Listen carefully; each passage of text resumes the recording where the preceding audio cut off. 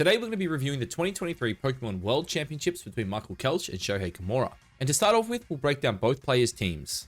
So to start things off here, we're going to take a look at Michael's team. So Michael's team was basically built around Power plus Dragapult with Choice Band. Now, a very common partner with this team is Farigiraf, and the main reason Farigiraf is paired up with these two is essentially because Dragapult's biggest weakness is getting killed by opposing Sucker Punches, whether that be from Powers or Dark Urshifus. So this team was kind of built around that. And then really it was just a team really without any speed control, but just a really strong hyper offensive kind of balanced team here. So you see we've got the Assault Vest Heatran with Terra Grass. This gives you a really good matchup into the Amoonguses. The Choice Scarf Urshifu also gives you speed control when you're not going up against opposing Tailwind teams. And then Rillaboom here is also just really good. It's a great fake out mon. It's the Citrus Berry holder too. It also gives his team Grassy Surge. So really just a really good mon here. Gives him a solid Fire Water Grass Core. And really just, again, mons that pair really well with the Power plus Dragapult. Obviously, this Choice Scarf Urshifu next to Power puts out a lot of damage, especially with Terra Water. And the Rillaboom 2 next to Power can do a lot of damage with its Wood Hammers in terrain. Basically, looking at the mons and breaking them down here as well, we do see Terra Dark Power. Now, personally, I'm a huge fan of Terra Dark Power. Allowing your Sucker Punches to do that little bit of extra damage, especially when you're adamant, can go a long way. It allows you to pick up some Fluttermanes that aren't, as bulky as others. And overall, it can help you pick up some KOs that your opponent really isn't expecting you to get. And Terra Dark as well is really good, especially if you feel like you don't have to go Terra Ghost, which, in my opinion, I do think Terra Ghost is a little overrated on Power. Then we have the AV Heatran here with Terra Grass, Terra Blast, Earth Power, Flash Cannon, Heat Wave. A very standard Heatran set here. It's very good into Fluttermane, very good into Amoongus, and can also be really, really good into the Urshifu Rapid Strikes. Choice Band Dragapult, this is very, very standard, I guess, for this Pokemon. We see the Phantom Force, Dragon Blast, Terra Blast, and then the final move there is Sucker Punch. Obviously, when you're running no speed control on teams like this, late game priority can be really good, and moves like Sucker Punch, Aqua Jet can be really, really handy for picking up some Pokemon in the late game. Especially, it forces some potential pins in the late game where, say for example, a Fluttermane's been chipped, and it potentially outspeeds your Urshifu. You could always just throw the Sucker Punch into it if it does try to try to pick up that. But also allows your Urshifu to just take them out if they go for a Protect. So really, really good to force those pins there. Terra Poison on the Rillaboom here, very interesting. Really, really good Terra. Honestly, you're already protected from the Earthquakes from your Grassy Surge. And then also it's just a fantastic Terra. It gives you a resistance into Fluttermane, which is really good. And yeah, pretty standard. And then finally, Farigiraf here, Terra Fairy Rocky Helmet. Makes this mon really, really good into Pokemon like the Power. Obviously, it allows you to eat those dark moves. It also allows you to eat close combats coming out of the Urshifus because they normally don't want to go for the Surging Strikes. Next up here, we have Shohei Kimura's team. Now, Shohei did share his team on stream, so that is how we do have the EV spreads for his team here. But basically, this is a really, really good balanced team in my opinion. Obviously, he's got, quite a few bulky monsters. He's got some pivots, but he also has some really damn hard hitters. So to start things off here, we have the Terra Water Amoonguss, the absolute star of the grand finals here. This mon put in so much work. The Citrus Berry is just super consistent on this mon, and the Terra Water really allows it to take on a lot of Pokemon, especially, potential fire types and, flying types coming into it. It's just a fantastic mon. This mon's job is basically just to redirect and spore, potentially side heal as well with Pollen Buff. We did see he opted to run the Protect as well over things like Clear Smog. Clearly, he was not that worried about the Amoonguss. The opposing Dondozos. Next mon here is the Landorus. Now, Landorus with the safety goggles is really, really cool because this is a mon that essentially does not care about Amoonguss, right? With the Terra Flying Terra Blast, you can always look to deal massive damage to your opponent's Amoonguss. And then he's also just got, Stomping Tantrum and U-Turn alongside the Protect. I do think Protect on Landorus is really, really underrated. But obviously the other three moves there are super standard. And we can see here from his spreads through, he is quite, he's quite defensively invested. There's not that much attack invested on this mon. But also when you're coming off a 145 base attack stat, you're always going to hit pretty damn hard. Then we have the Urshifu here, the Urshifu Rapid Strike with Terra Water and Mystic Water. Again, this one here was really, really crucial, I think, in his run, especially throughout the entire event. Obviously, when you've got something like this in the back, it can always come through and clean up, especially if your opponent does not have something like Tailwind or Trick Room set up. But a really cool tech he had here was actually the Taunt. Now, a lot of Amoongusses in this event were not running the Mental Herb, right? Occasionally you would see like a Terra Dark for people trying to stop the Tornaduses and the Thunderuses from taunting it, but they never really ran the Mental Herb just because it kind of didn't really feel worth it. So I think having the Urshifu here really helped that in opposing balance matchups. Unfortunately, we didn't really get to see the Taunt come out that much in the grand final here, but obviously it just worked really, really well with this team. The Power here was very standard. I'm not going to touch on it too much. I'm sure you've all seen this. Terra Ghost, Icicle Crash, Sucker Punch, Sacred Sword. The Icicle Crash, for those of you who do not know, is there basically to pick up the KOs for Pokemon who have Spec to live Ice Spinner. Mainly, you're looking at things like Amoonguss, Flutter Mane, Rillaboom, and Heatran with Terra Grass. That's really the main reason why you run Icicle Crash. Also, the flinch is really important, which we do actually see come into play in the Grand Finals. Then we have a super interesting tech here, which is the Choice Specs Flutter Mane with Terra Grass. Now, Terra Grass is something I heard people talking about prior to Worlds, but never really saw anyone implement. And then coming into Worlds, we did actually see quite a few people bring it out. Now, Terra Grass plus Energy Ball gives you a really good matchup into obviously the Amoongusses, but also the Urshifu Rapid Strikes. It gives you a Terra type there that allows you to resist the Surging Strikes, but also allows you to pick it up in one shot, because a lot of the time an Urshifu will go for Terra Water, allowing it to live things like a Dazzling Gleam, meaning you're kind of forced into clicking the Energy Ball on it, sorry, the Moonblast on it. But when you're going up against something like Amoonguss, thankfully, you are able to avoid the redirection and then just take it out straight away with an Energy Ball, which is really cool. The defense on that Mon there is specifically to make sure it lives the Qian Powers, and then maybe just a little bit more for a couple other things. Seeing the Timid there is pretty cool too, because, you know, for anyone who's been on the channel for a while, I have personally been running Timid for a bit just to try to catch all the modest ones, running it to potentially, you know, modest max speed. And then finally, to round things out here, we have the Iron Hands. Now, this was a really cool Iron Hand set. I was super glad to see someone else running like a relatively fast hands with a lot of attack investment. A lot of the time I've been seeing people run like 76 Adamant with like 252 Spadef, and while the Spadef is really nice, really the only, you know, special Mon that is running around right now is the Flutter Mane. In my opinion, it's just, it doesn't really ever feel worth it to run that much Spadef, because you kind of miss a lot of KOs with, you know, such a low attack stat. Seeing him run the 212 here with Adamant is really cool, but a pretty standard set here. He's got Terra Water, Assault Vest, Wild Charge, Volt Switch, Drain Punch, and Fake Out. But yeah, guys, that's it for the team breakdown. Let's jump into the matches. All right, so to start things off here, we do see the Giraffe plus Dragapult going up against the Qianpao plus Amoonguss. Now, this is a pretty decent lead, I do think, here for Michael. Obviously, the Qianpao does have the ability to put on pressure onto the Dragapult, and unfortunately, it doesn't really have the ability to pressure the Farafrig here. It would kind of have to Icicle Crash into it, as, you know, Shohei here is not running a secondary Dark move like Crunch or Throat Chop. And while Icicle Crash is good into the Dragapult here, obviously a Terra Ghost would stop that from coming out. So a really good play here from Shohei is literally just clicking Terra on his Amoonguss, trying to sleep something and keeping the Qianpao alive. And then on the side here of Michael obviously really needs to get rid of the Amoonguss here. So personally, I would have liked to have seen Michael go for a bit more of an aggressive play here. I do think the Dragon Darts plus Psychic which is eventually his play here. I'll let it run out.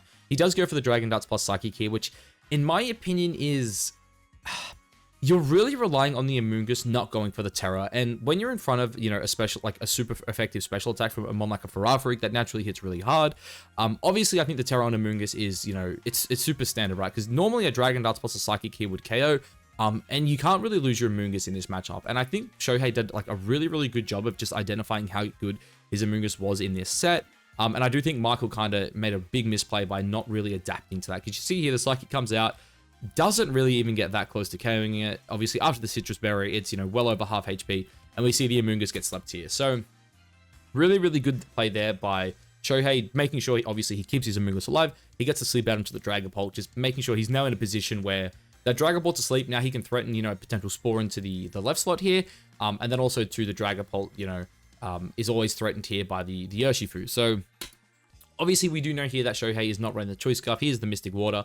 So I do think Shohei looking for a KO onto the Dragapult here is, you know, it's not a bad decision. So we see here the Urshifu ends up retreating here, bringing in the Flutter Mane, which I do think was a really good play here by Shohei, because obviously, you know, it was threatened by a Psychic there. And we do see the Rillaboom come in too, which could have been really good. Obviously, Rillaboom would have eaten the Surging Strikes there pretty well. And we get to use up a turn here on the Dragapult. Now, here is an interesting play, right? So, for me, I'm looking at this, right? Everyone knows that the Amoonguss has to go down right now. Obviously, the Amoonguss has been way too good for this entire set. And it clearly is just going to do a number on Shohei's team. So, personally, in me looking at this, there's two ways to play this, right? One is, obviously, you just aim the Flutter Mane right now. The Flutter Mane is the thing that is scaring your Dragapult. You need to get rid of it ASAP, right? And then the Flutter Mane can do one of two things here, right? It can either just Shadow Ball the Dragapult and remove it right now, or it could also go for the Dazzling Gleam. And because of that, personally, what I would have done here if I was Michael, especially in hindsight, getting to watch the replay back here, is this is where I would have brought the Giraffe back in. Now, I'm sure he was probably trying to save the Giraffe to catch the Urshifu, just obviously to make sure he can get the Rocky Helmet chip onto it. But in my opinion, in this position right now, the Amoonguss is like such a threat. But on this board state, it really doesn't do anything. But it's also threatened by a Wood Hammer here. So I think Shohei's play here was quite obvious, which is a Dazzling Gleam plus Protect. And I do think, going for the Wood Hammer into the Flutter Mane here was really good. And I would have also liked to see Dragapult come out, especially because it had already used up that 1 turn of sleep, meaning that had he actually, saved it here and got in the giraffe, he potentially could have played for an endgame scenario where Dragapult could have potentially come back in, use its dragon typing to, potentially eat, say, a Surging Strikes. And then with that, it could potentially look to pick up a KO, because we do know in this matchup, the Dragapult is the fastest mon in this game. So obviously we see the Protect coming out there. Again, he knows he can't lose the Amoonguss here. Obviously Rillaboom takes a good chunk of chip there. And unfortunately, the Rillaboom here, he does get the crit, by the way, which I don't think matters. But unfortunately, we do see the Dragapult go down there, and Rillaboom takes quite a bit of damage from that. Gets his Citrus, he gets the terrain regen, which is, it's fine. He's happy with that. And Amoonguss here too obviously gets a little bit of extra regen as well, which is really important on a Pokemon like Amoonguss. So now we see here the Qian Pao and the Giraffe come back in. Now, obviously, the Giraffe is in a position where, again, it really isn't that scared of the Qian Pao, because obviously Qian Pao's only real way of hitting it for super effective damage here is the Sucker Punch, which mean if it wants to hit it, it has to go for Icicle Crash. But at the same time, he now really doesn't have that much pressure into the Amoonguss. Actually, I shouldn't say that. He technically does, because Rillaboom does obviously threaten out the Amoonguss here, and I'm almost certain a Wood Hammer would, almost guaranteed pick this up, especially with the Qian Pao on the board.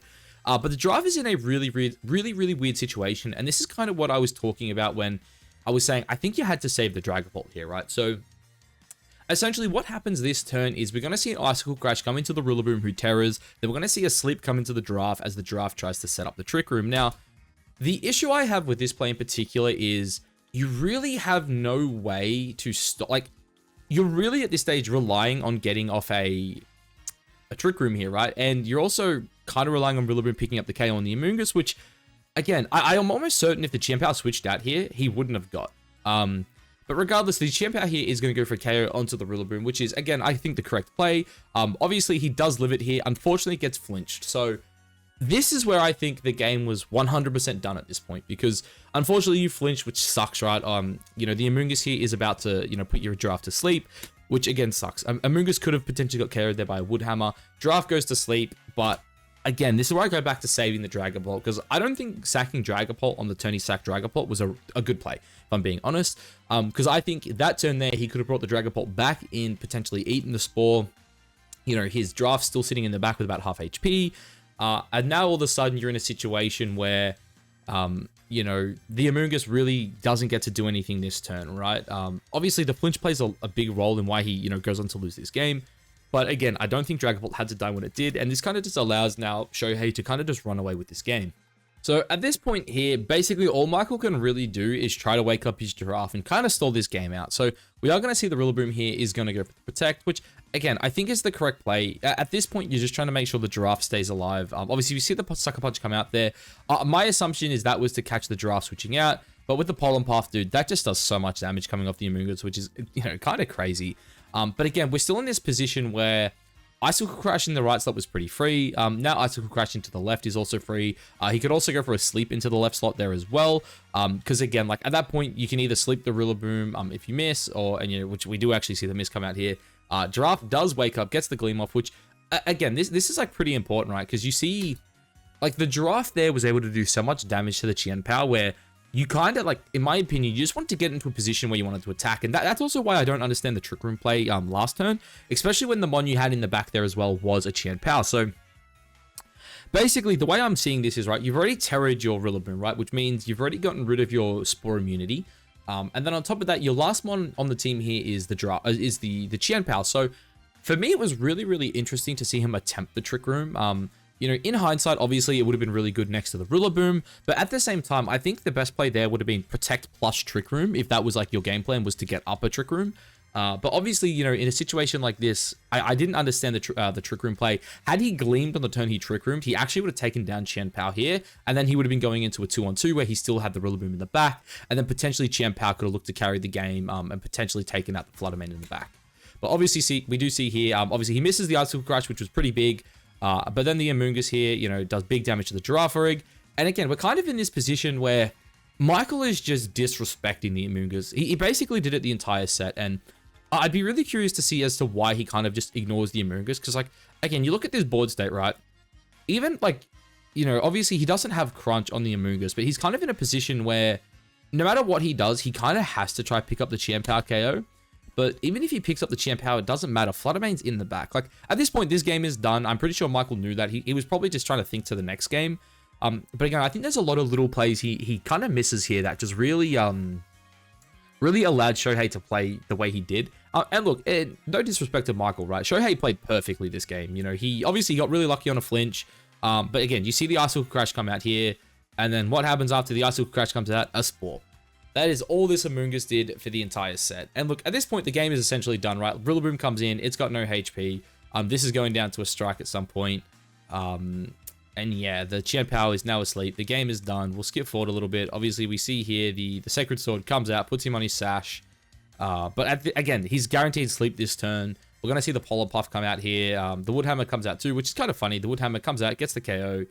And then, yeah, we do see the Pollen Puff come out here. And look, this is where it always comes back to the Amoonguss basically getting slept, right? Comes down to the Rillaboom getting flinched and the Amoonguss, you know, obviously being able to live because of that. Like, I do think that was a major key factor in this game, really being so one-sided for Shohei. But at the same time, I do think... I don't know if it would have mattered. I still think Fluttermane in the back into this Champ Power probably would have done enough to get this game done. And then obviously, yeah, we're going to see Rillaboom here. You know, he obviously takes the KO there, but now the Urshi comes in. Obviously, the Fluttermane's down, but at this point, the Surging Strikes will be enough for Shohei basically to finish things off. We see the Rage Powder come out as well, just making sure that, you know, no funny business happens here. But Rillaboom does go down as Shohei takes Game 1 in the VGC 2023 Pokemon World Championships. So we see here, heading into Game 2, we see the Amoonguss coming out with the Champ Power and the Dragapult coming out with the Urshifu. Now, to me, this was a big mistake by Michael. So obviously, we saw there in Game 1 that the Amoonguss was basically the biggest threat, right, to Michael's team. It is really the MVP of Game 1, and it does go on to be the MVP of Game 2 here as well. So for me, it was really, really interesting to see that he led with the Urshi plus Dragapult. Now, the main reason for that is, look, we're going to go on to see here that the Amoonguss does eventually get KO'd here. Sorry, it does not get KO'd, sorry. It lives and puts the Dragapult to sleep once again, basically rendering the Dragapult useless. Now, the reason I bring that up is because I do think that, in my opinion, the Heatran would have been ideally the best lead he could have gone for. And I think pairing that up with, you know, maybe something like Rillaboom would have been the best play for him. Now, obviously, you know, we're going to see he sticks to the Dragapult here. This time, the Dragapult does go for the Terra, which, look, in hindsight, I do think was good. If the Chiempao actually stayed on the board here, he probably would have picked up the Amoonguss KO. The Surging Strikes here obviously would have done a little bit more damage than that. But we do see, you know, he does get dropped relatively low here coming out from a Terra Blast. Which, again, if Chiempao's there, he actually would have got the KO, which is kind of cool. But, again, we're at a point now where Amoonguss is healed back up to his 82, and Dragapult is asleep, and... Again, this game just feels incredibly hard all of a sudden. You've got this Urshifu on the board now that is threatening a one-shot into the Dragapult slot.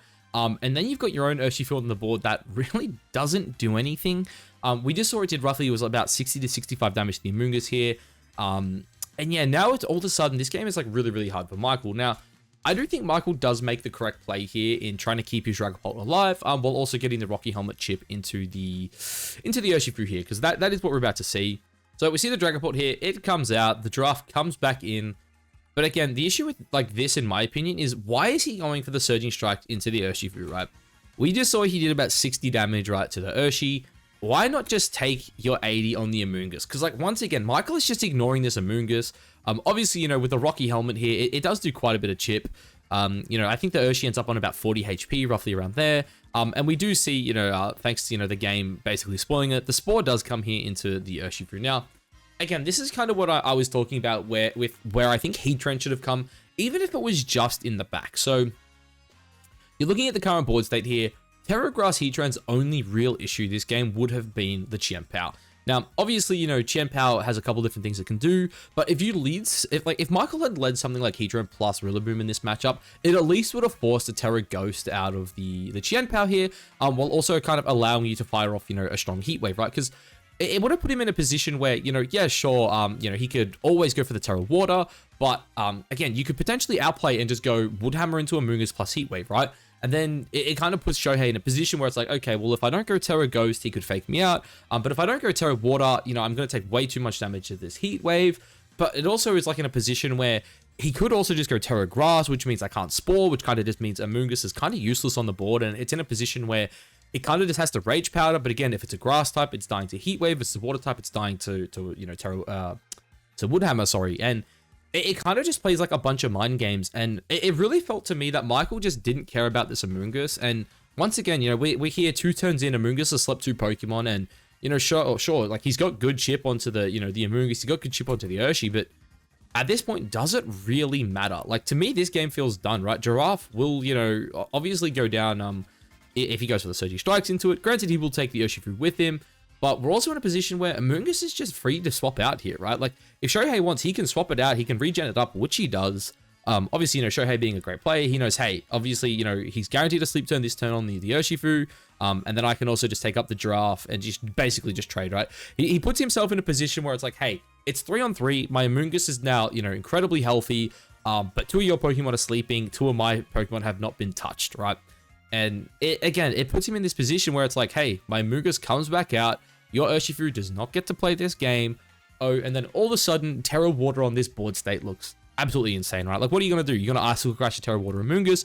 You're going to Surging Strikes your Terra Water your Amoonguss. The issue here, too, is if you actually lock yourself into close combat, all of a sudden you can't hit the Flutter Mane late game.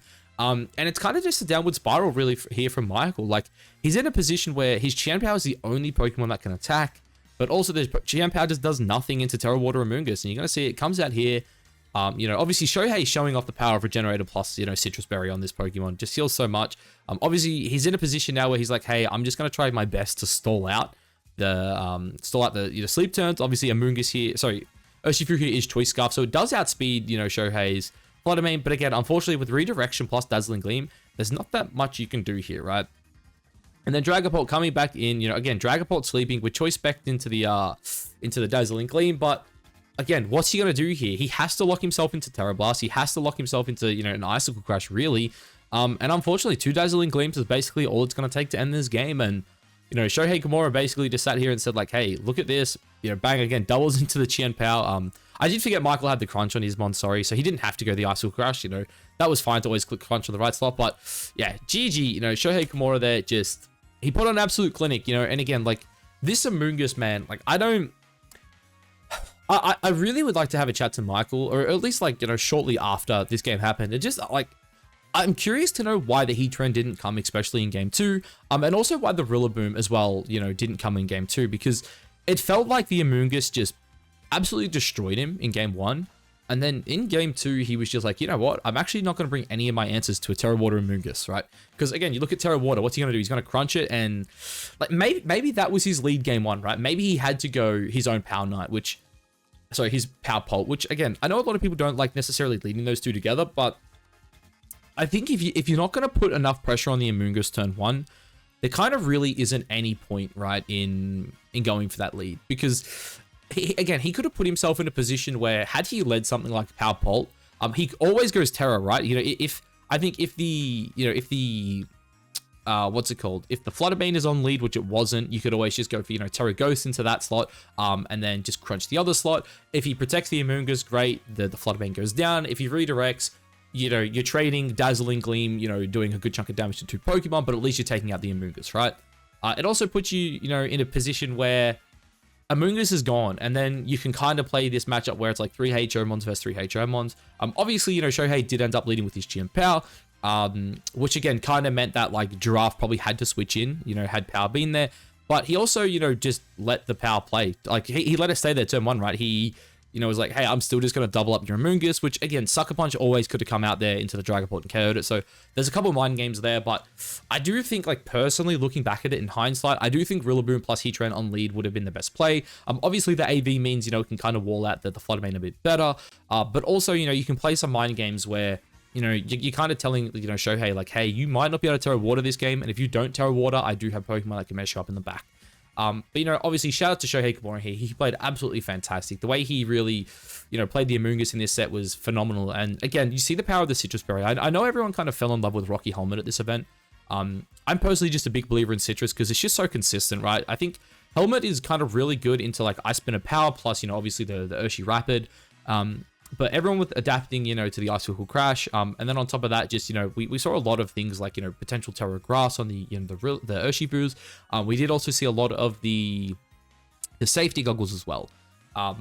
the But yeah, you know, I think Shohei played this perfectly. He showed the real power of Amoonguss. Like, guys, if you weren't a believer in Amoonguss before, man, you should be a believer now, because this Mon literally single-handedly won Shohei this grand final. So yeah, massive shout out to Shohei, guys. That's really all I've got to say, I guess, for this breakdown here.